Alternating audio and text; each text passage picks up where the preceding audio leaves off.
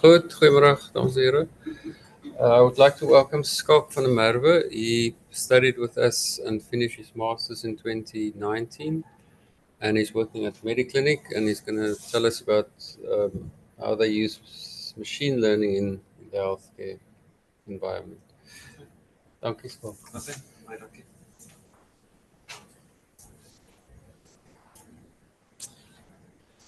Okay, yeah, thank you everyone for joining, and thank you for the opportunity to be here today. Thank you for the introduction. So I work at the company Mediclinic. I think everyone should be familiar with Mediclinic as a brand. And I'm going to quickly show some, on a high level, a couple of use cases that we have been looking at the last number of years. I'll get to the use cases just now. I just want to first just introduce the company briefly. So Mediclinic is a private healthcare provider. It originated, or it was founded in the 1980s in South Africa. But over the years, there were several acquisitions of other private healthcare providers. And in doing that, Mediclinic now has a footprint in several countries, making it an international private healthcare provider. So Mediclinic operates in Namibia. There's 4 hospitals. They operate in Switzerland under the name Mediclinic East London. And they also operate in the Middle East, Dubai and Abu Dhabi, under the name Mediclinic Middle East. So it's quite a large company with an international footprint. So briefly, when I say a large company, if I can briefly show some statistics, if looking at Mediclinic Southern Africa, so most of you would either have visited a Mediclinic facility or maybe have been admitted to one. So the one just on your way to Somerset West, we have Mediclinic Stellenbosch. Then at the Boortspar is the orthopedic hospital. And then there's lots of them in the Cape Town area, but also across the country. So roughly 50 acute hospitals. That's just a fancy name for the hospital that we all know of. But then there's also what they call the continuum of care. So you have your subacute hospitals. That's when a patient is ready to be discharged from acute care, but not ready to go home. So it's a step-down facility. So they visit the subacute hospital. We have mental health facilities, day case clinics, renal clinics, and that equates to roughly over 8,900 inpatient beds that's available in South Africa, and some of them are also in Namibia. And 307 theatres, and employs roughly 21,000 people. And that's just the South African division. Then you also have in Switzerland 17 hospitals with 5 day case clinics, and in the Middle East there's 7 hospitals, 1 day case clinic, and a big part of the Middle East business is your outpatient clinics. So basically, inpatient is when you get allocated to a hospital bed. You either stay just for the duration of the day or you stay overnight. A day case is typically a patient that gets allocated to a bed, but only stays for the day. So a day case clinic operates only business hours, so it's closed overnight. And then an outpatient clinic is like your doctor consultation. So you just go for an appointment and you leave again. Now, in South Africa, Mediclinic don't have a big outpatient business. It's just the way the healthcare sector is structured. But in the Middle East, the outpatient, you can see there's 28 facilities. So the outpatient business is quite a big chunk of the revenue that gets generated in the Middle East. Then, okay, that's the introduction to the company. Then, so what does the team where I work? So we're not based at one of the hospitals. We're based at the corporate office at the Van der Stel Sport Grounds. You will see that's a 4-story building there. That's the Mediclinic head office. And we're based there. So the data that we look at is, if you imagine visiting a hospital, all the data that gets generated for the duration of your stay, that's basically the data that we analyze. So what we don't do is we don't do clinical studies or clinical trials or that kind of thing. Our task is basically to assist the company to operate efficiently, but also to maintain high clinical standards. So that's the two components of the vision of the company: to be efficient, but also to give high quality clinical care.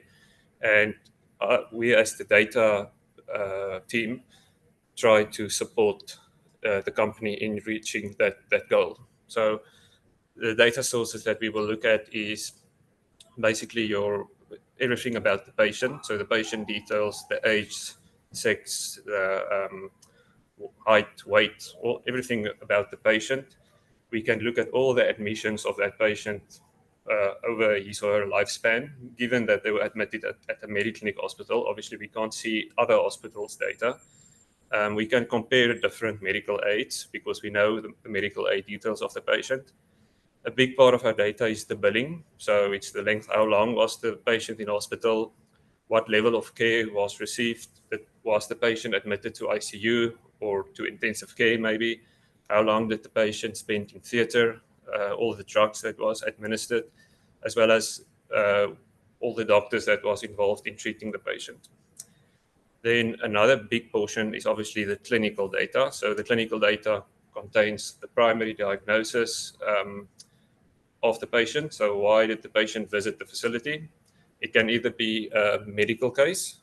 So a medical case is basically if you do not need surgical intervention. So let's say you have flu, you get admitted.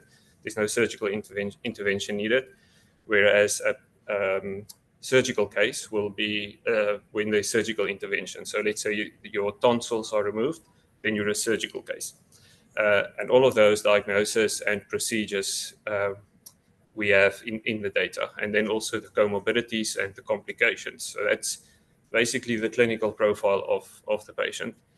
And then all the other data sources, we have patient satisfaction data, we have HR data.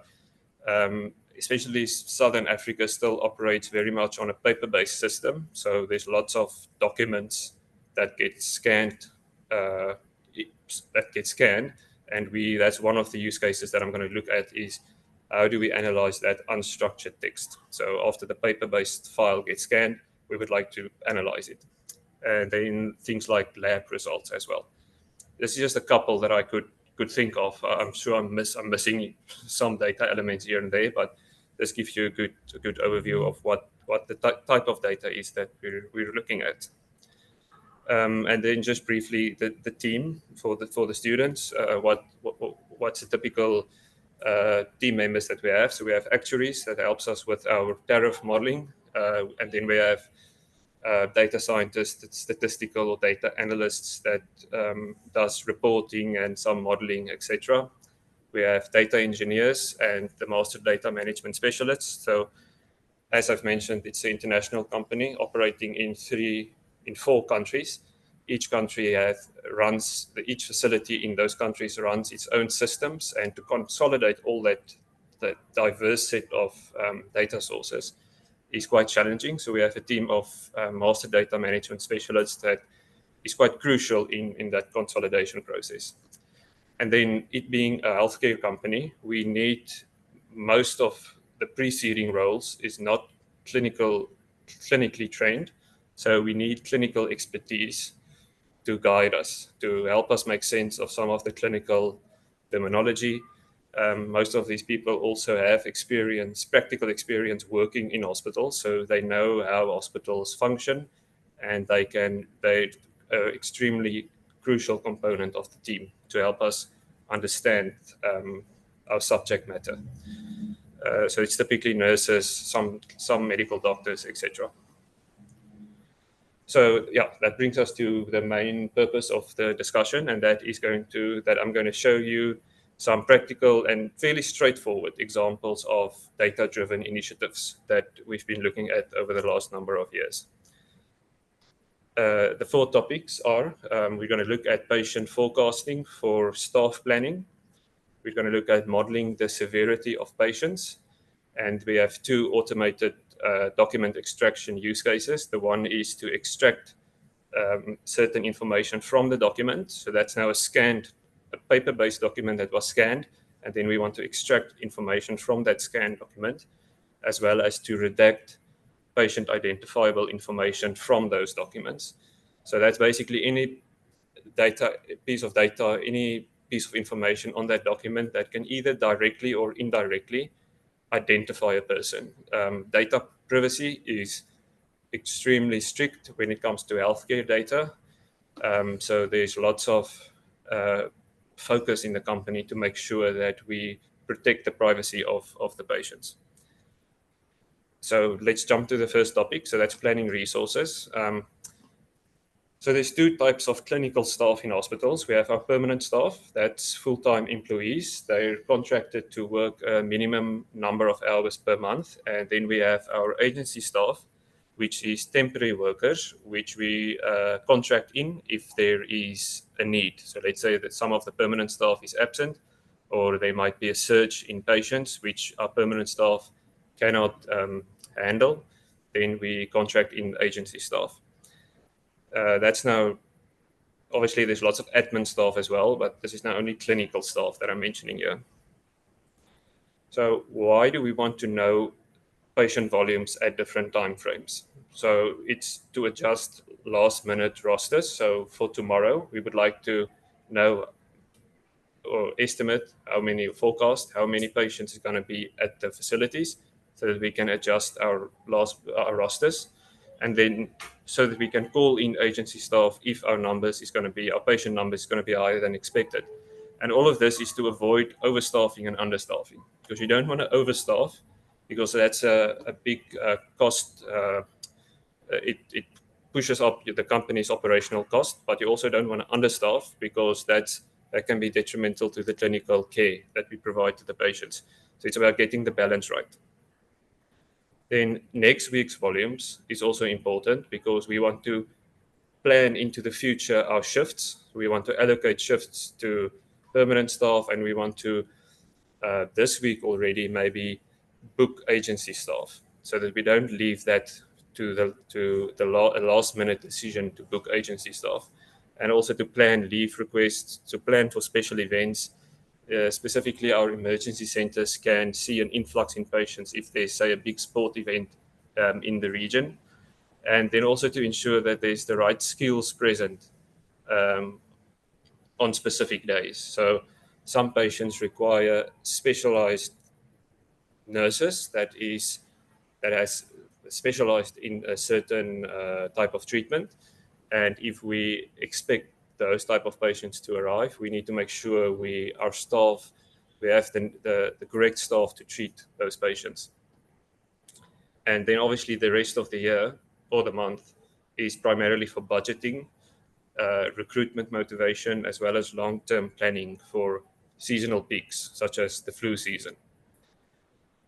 So just to summarize, we envision to use forecasting to ensure better staff planning, so that patients can get quality care.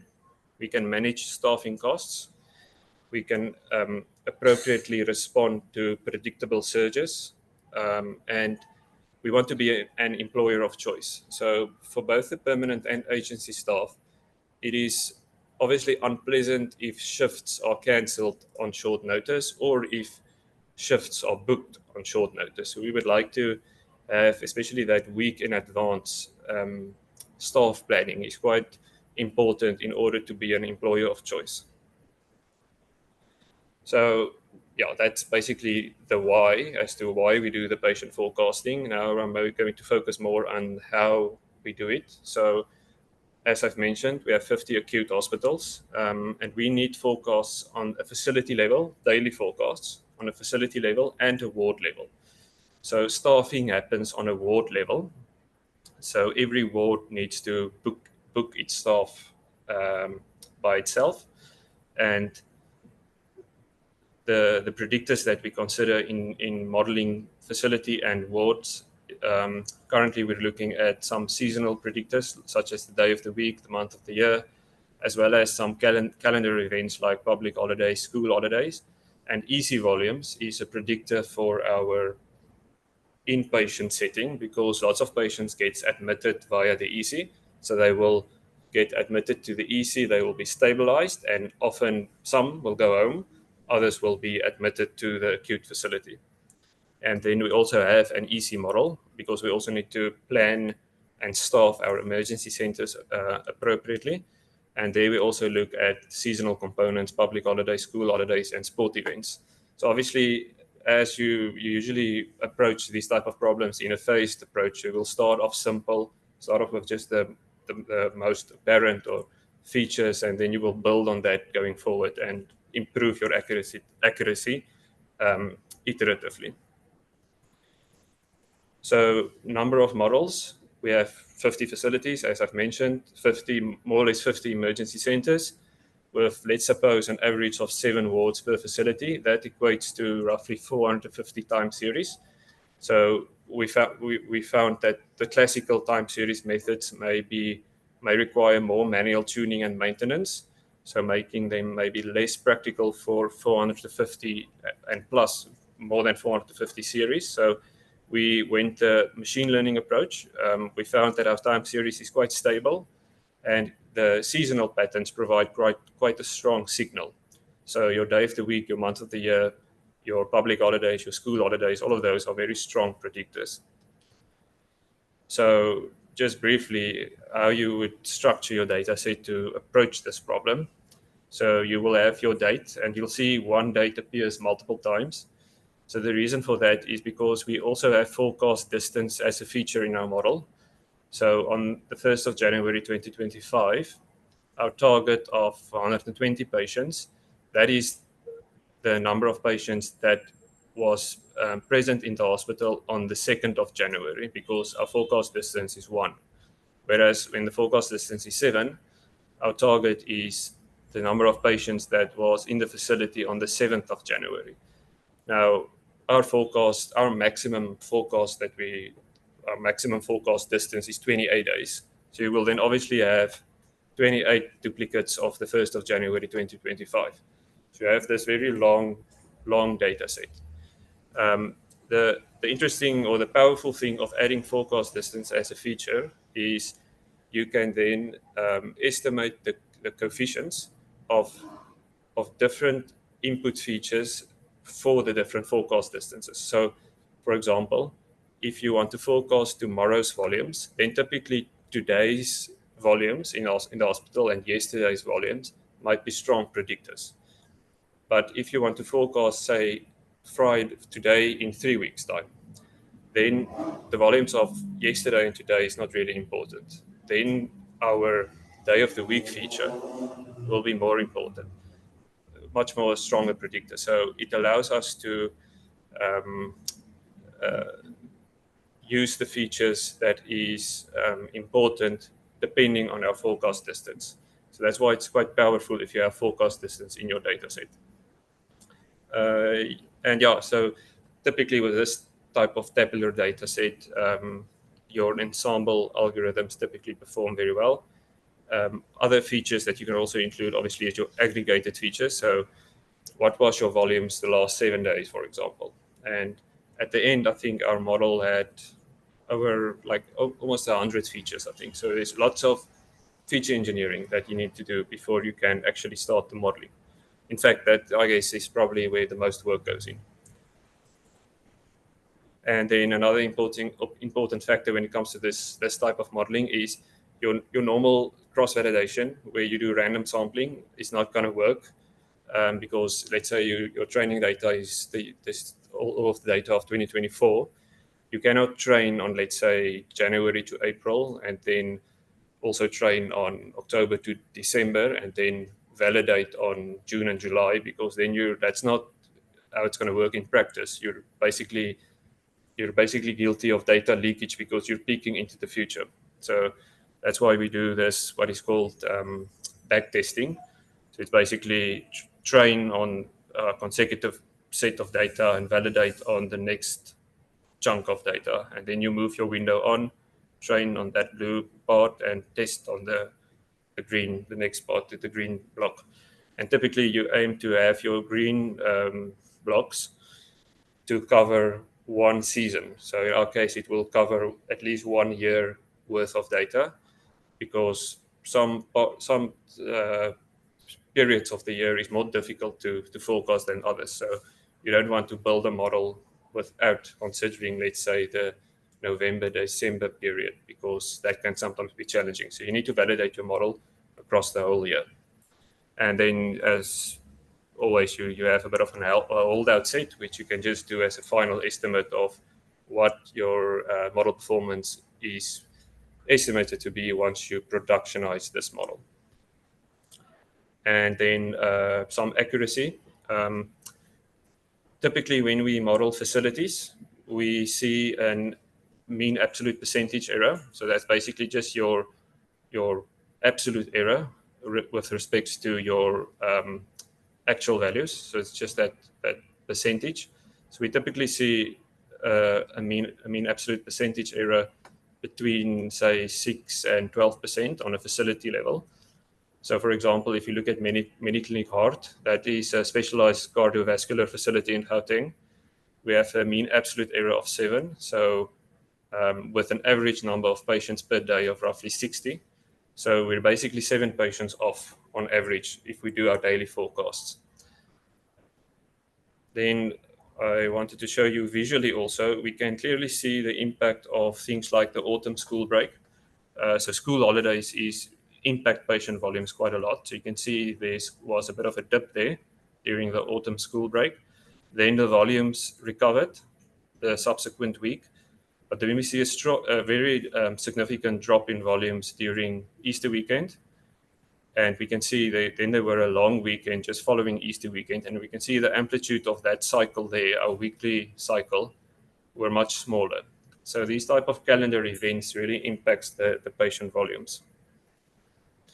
And yeah, as I've mentioned, this is typically the pattern we see with day of the week. So we usually have Wednesday as our busiest day on average across all facilities. So the reason for that is primarily as a result of our scheduled surgical cases. So usually you will, let's say, schedule the cases to be admitted on a Monday. So now a bunch of patients is admitted, but they obviously stay over. So they accumulate. So patients admitted Monday, some of them stay over. Now a new set of patients gets admitted on a Tuesday. They accumulate to a maximum on a Wednesday. And from here on, patients gets the rate of discharge becomes larger than the rate of admission. And then the patient starts to decrease and reach a low over the weekend.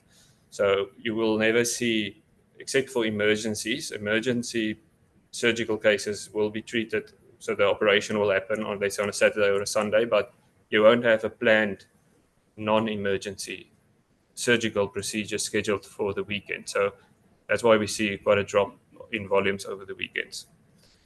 And yeah, just to emphasize the fact that school holidays has quite a strong impact on our volumes. So this facility during the winter school break see on average per day a 17% drop in patient volume. So school holidays significantly impact our volumes, primarily because surgeons and doctors will also go on leave during that period. And if a doctor that admits lots of patients go on leave, then the facility lose those volumes.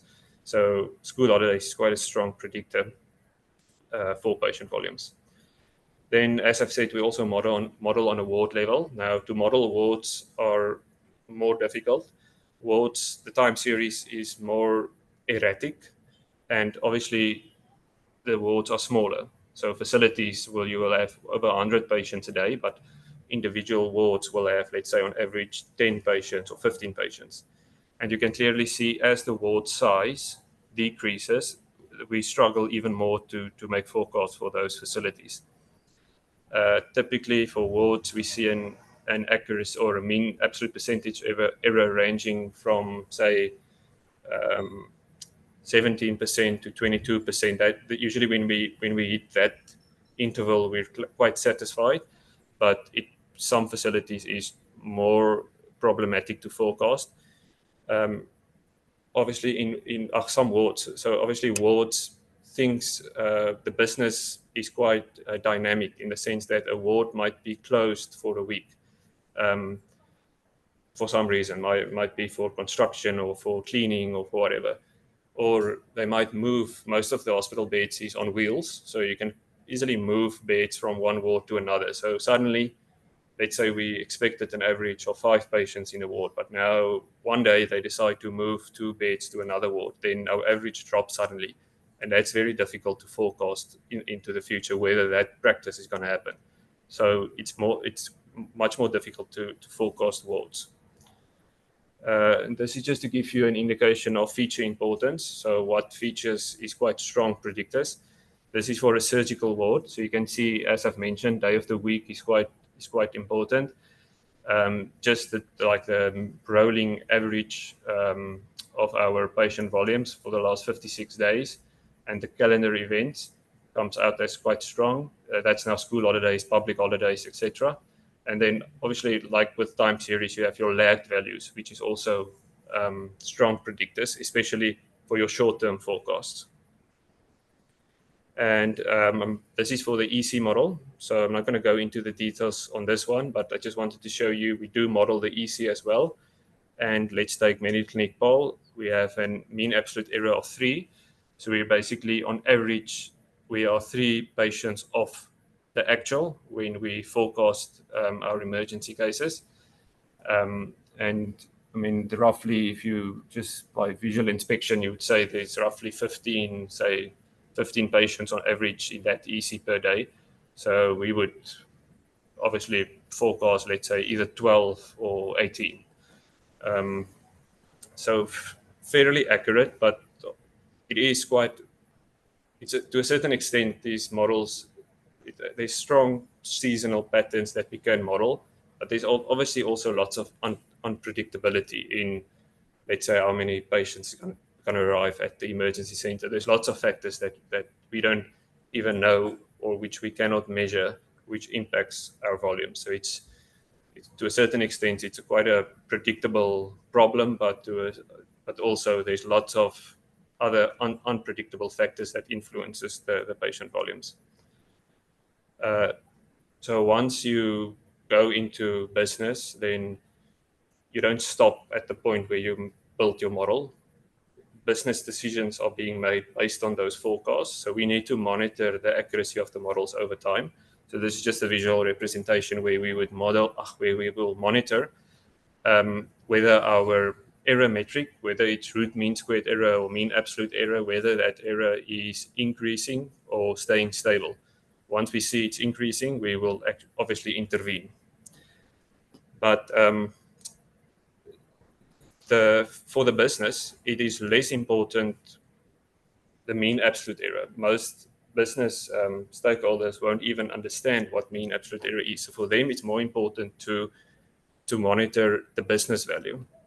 So we envision that better forecasts will result in better staff planning. And if we plan staff better, we will become less reliant on agency staff, because we can then properly utilize our permanent staff, because our permanent staff is contracted for an X number of hours every month. So, and if they're going to be paid for those hours. So even if they don't work the full, let's say it's 180 hours, even if they only work 160 hours, they will be paid for 180 hours. So it's a big financial loss if we don't utilize our permanent staff effectively.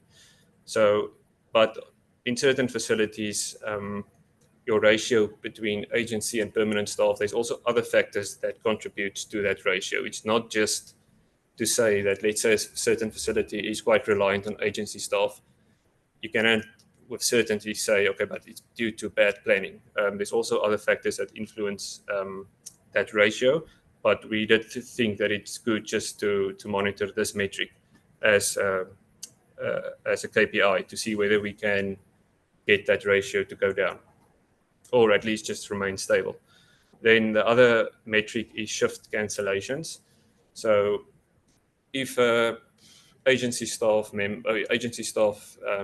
nurse, if the shift is cancelled on short notice, we pay a penalty. So better planning would hopefully result in less short-term cancellations of agency staff, which will result in less penalties. So we monitor total number of penalties we pay for short-term cancellations. And then lastly, as I've mentioned, permanent staff need to work a certain number of hours every month, and we monitor how much on average were our permanent staff short on their minimum required hours, and we hope to see with better planning that number to decrease so that our permanent staff is as close as possible to working their full contractual number of hours. And then we push this to the business in an application. So where we basically just provide them with the forecasts.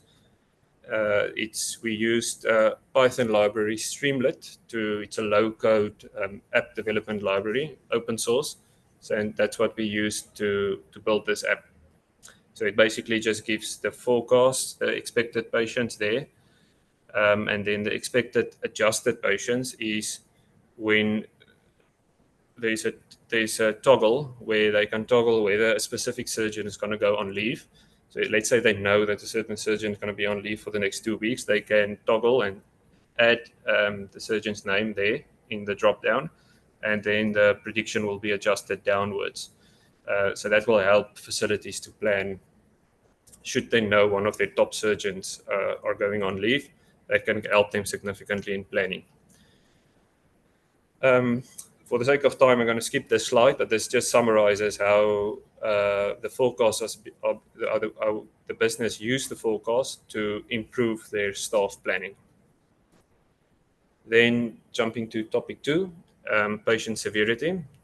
So I've mentioned the difference between medical and surgical cases, but each patient admitted to hospital, the clinical profile of that patient is translated into codes. In South Africa, we use the CPT and ICD codes. So let's say you have the flu.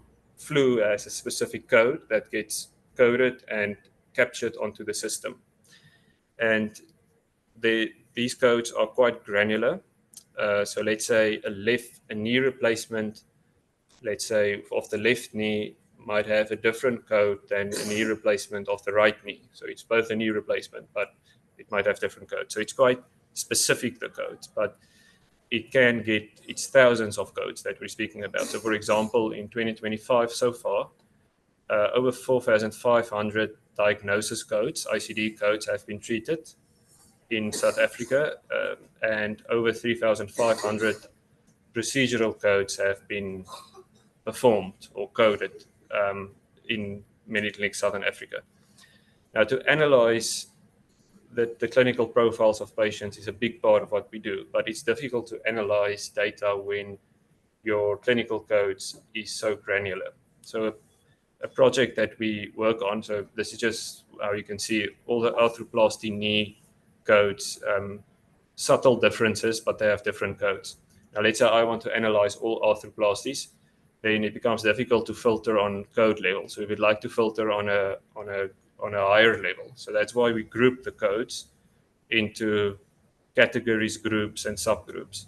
So orthopedic procedures is split into arthroplasty, this is just a made-up example, but it's split up into arthroplasty, fracture, ligament procedures, and then arthroplasty will be split into hip and knee replacement. So if I want to analyze hip replacements, then I filter on a subgroup level on hip replacement, and I don't have to filter on code level. But another important factor is to also add an additional layer onto the subgroup, and that is the severity of the patient. So different patients have different levels of severity or different risk profile. If a 80-year-old male that has obesity and cholesterol and diabetes go for a knee replacement, the risk profile is much higher than when, let's say, 40-year-old fit patient without comorbidities. That patient, the latter, has quite significant less risk associated. So we want to classify our patients into risk clusters, whether they are of normal risk, that's just your normal average patient, whether they are minor severe or major severe. And that was the main task of this use case, is to model those rules that will classify a patient into its severity layer. Now, the way we did that is we developed a set of rules using decision trees.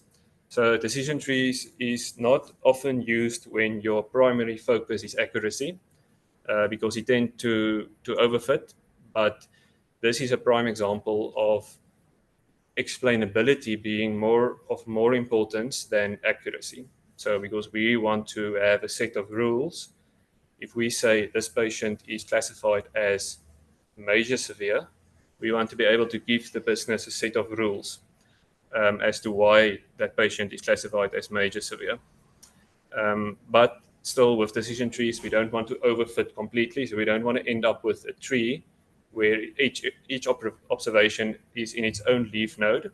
That's why we do use a stopping criterion of the minimum number of patients in a leaf node must be at least a specific number. And then our target feature that we used is the standardized total billed amount. So a common assumption in healthcare is that the greater your bill at the end of the day, the more severe the patient's clinical profile was. So if you and I both go to hospital and your bill is 20,000 Rand and mine's only 10,000 Rand, then a logic assumption is that you were more critically ill than me. So for example, your procedure in theater took 2 hours and mine only took 10 minutes. And that pushed your cost to be much higher than mine. Now, obviously, the assumption doesn't hold always, but in general, we find that a good proxy for complexity is the total build of the patient's account. So, and we standardize that, and it's not your normal standardization, your min-max normalization, or that you might know of. It's a bit of a different technique that we use, but I'm not going to go into the details. But what we end up with is our target being centered around 1, with 1 being our baseline, below 1 is less severe, and above 1 is more severe. And the input features that we look at is common things that influences the severity of patients, such as the age of the patient, the comorbidities, secondary diagnosis, BMI, and then for our newborn patients, something like birth weight is also quite significant. So then we basically run it through our decision tree. Due to the fact that we standardize our target, we start off with, in our root node, we have an average of 1 of our target. The average of our target is 1. And then we start splitting. So age younger than 80, we move to, then typically our target will move to below 1. Over 80, our target will move to being above 1. And then we split this node again. And without diabetes, we move down even further, less than age 80, but with diabetes, slightly higher. Same goes for this part of the tree. So we have then this leaf nodes, and we only want 3 severity layers. So because some of these trees can be large, so you will have 20 leaf nodes. And we don't want 20 severity layers. We only want 3, normal, minor, and major. So then we roll these leaf nodes up into 3 layers, so that we classify this one as being normal, these 2 as being minor, and this one as being major. And the way we do that clustering rely a lot on our subject matter experts, so our clinical colleagues that I've mentioned at the start. They help us a lot with the classification of those leaf nodes into the severity layers. So this is an example of an actual tree, and this is still a small one. They can get much larger. And here's just an actual example of a tree that was now trained, and the set of rules that we then provide to business is, so for the subgroup viral infections, you are in the normal severity group unless you have hypertension and or diabetes and or causative infectious parasitic diseases. So if you have any of those, then you are classified minor severe. Or if you have however you pronounce that word, I'm not going to even try, or you have or renal failure or HIV, then you are classified to being major severe. So this is a quite explanatory set of rules that we can then provide to business. We have 10 minutes left, so I'm going to quickly run through this one. So we've mentioned comorbidities. You've heard the word comorbidity so far, so that's things like hypertension, diabetes, obesity, etc. Now, as I've said, the patient's clinical profile needs to be translated into codes. We cannot, because it needs to be captured onto the system. So only the codes, we don't capture hypertension as a text string onto the system. We capture the code for hypertension. And this is an example of an actual document that is being used in the facility. So it's paper-based and it's completed by hand. So they will tick whatever comorbidities the patient has. And that will then be coded. So you will look, okay, hypertension is ticked. Now the ICD code for hypertension is I10. So I10 will be captured onto the system. But this is a prime example of where we can maybe use computer vision to automate this. So if we can use computer vision to detect which boxes are ticked, we can do a simple lookup and we can code the codes onto the system to reduce that manual labor-intensive work of manually doing that. So quickly, the pipeline, we're just going to quickly go through it. The pipeline that we use to do that task is, keep in mind, this is not digitally created file. So it's not a Word file that was converted to PDF. This is a paper that was scanned. So it's basically images that we work with. So the first step will be to convert it to grayscale. So that is just almost, if you print the color picture, but you only have black ink in your printer, then it converts it to grayscale. So the first step, convert to grayscale and denoise. So any specks or any noise that's on the scan, if the scan quality weren't that great, you use computer vision just to remove that, to get a clearer picture. Then you apply thresholding. So that's just you convert every pixel to either black or white. That's usually a crucial step when you want to analyze these type of documents. Then you apply dilation. So that's just, in simple terms, making the lines thicker. So you'll see the white lines became a little bit thicker and clearer from the preceding step to this step.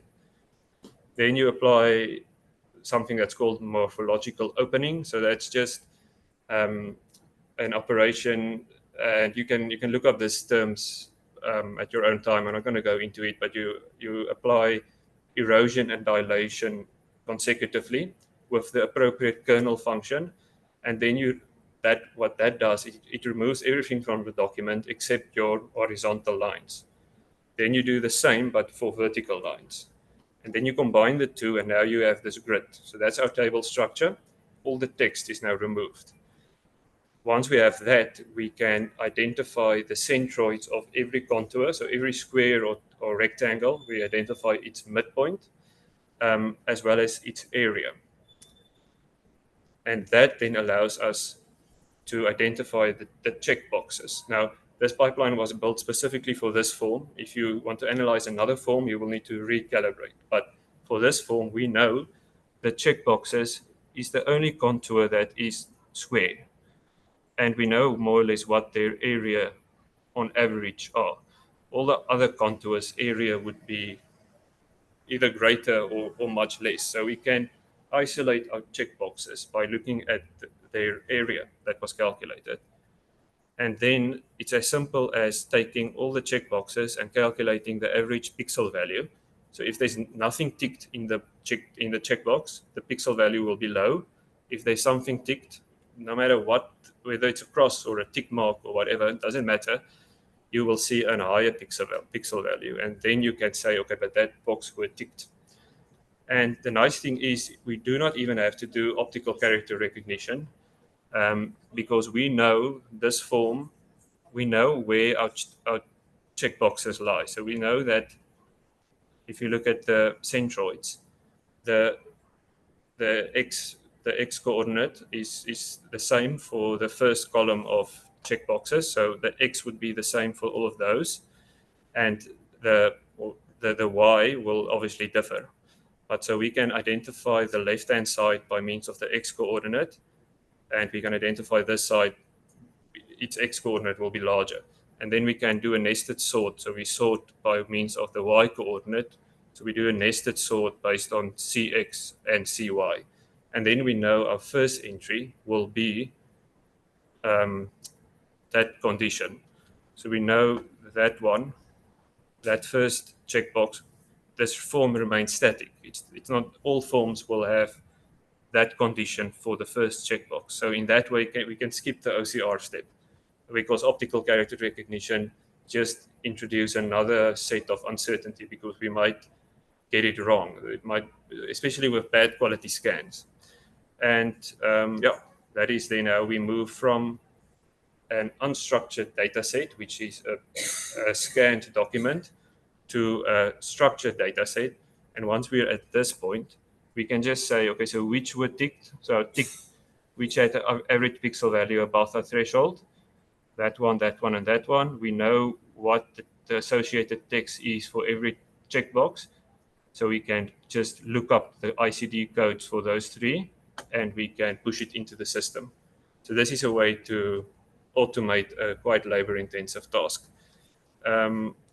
I think I'm going to skip the last one. The last one is just using similar ideas to do redaction. So you use a transformer-based language model.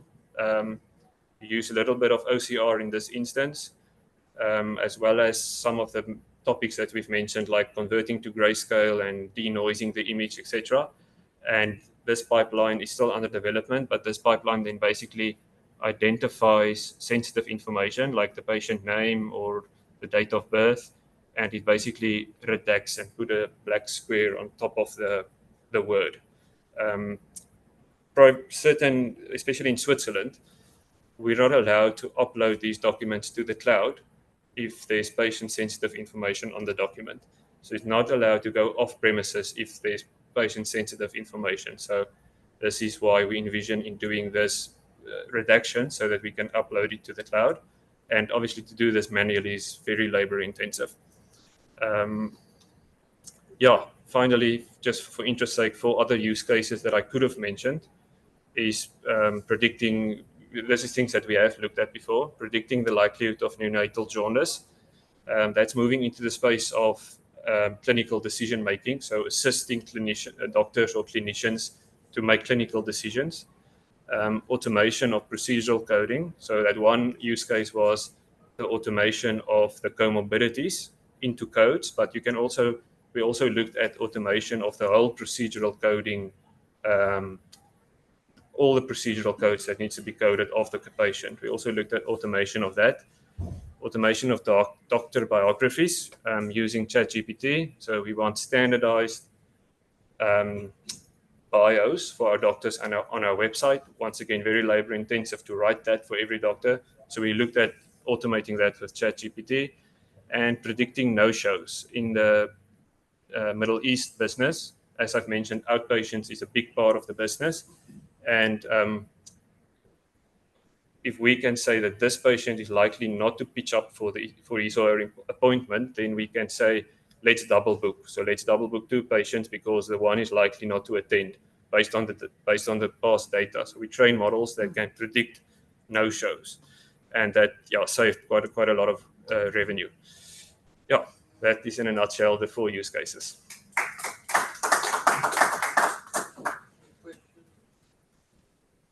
Yeah.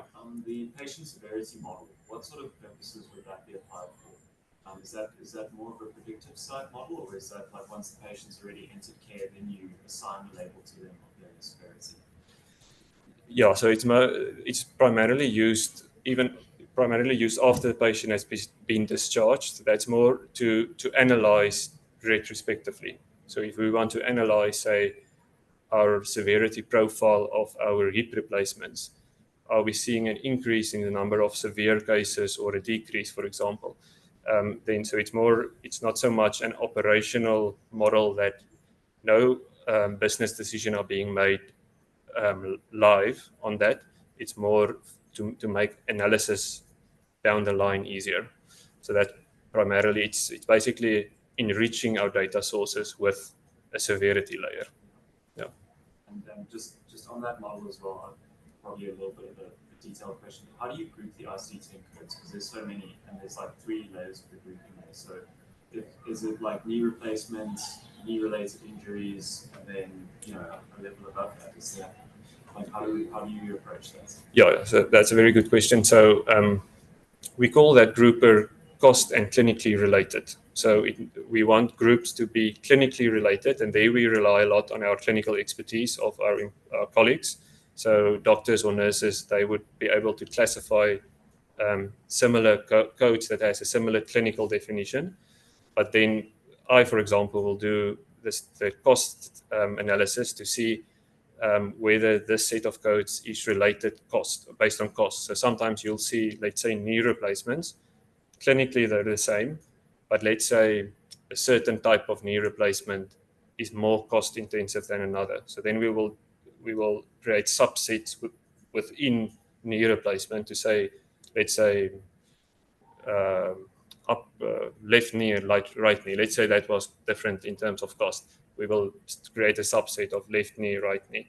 So it's clinically and cost related, a clinical and cost related grouper. Yeah. Yes.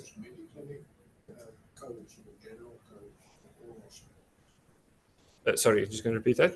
Are those codes just for Mediclinic? No, it's an international standard. Some countries don't use, so it's up to the country to decide which clinical system you use. Switzerland use CHOP codes and we use CPT codes for procedures. So it's the healthcare sector in a country decide which system you use, whether it's CPT or ICD, and that is uniform across the whole world. All the countries that use those two, it's the same. It's the same code. So it's not Mediclinic specific now. Yes. Just interested to know if you collaborate either with other hospital groups or maybe medical schemes that are doing similar sort of data analysis? Yeah, so we obviously, the company being international, we do collaborate with the different divisions in the different countries, but we very rarely collaborate with other healthcare providers. The collaboration between Mediclinic and the funders is primarily when it comes to tariff agreements. So it's more, so obviously there's always this funders and the hospitals works together. So the funder wants the hospital to be cost efficient, and the hospital wants the funder to put them on their network. So you usually work with each other in order to negotiate the best deal for both the funder and the facility. So it's more a business. It's not so much more a business collaboration than academic collaboration, if I can put it like that. Yeah. Okay.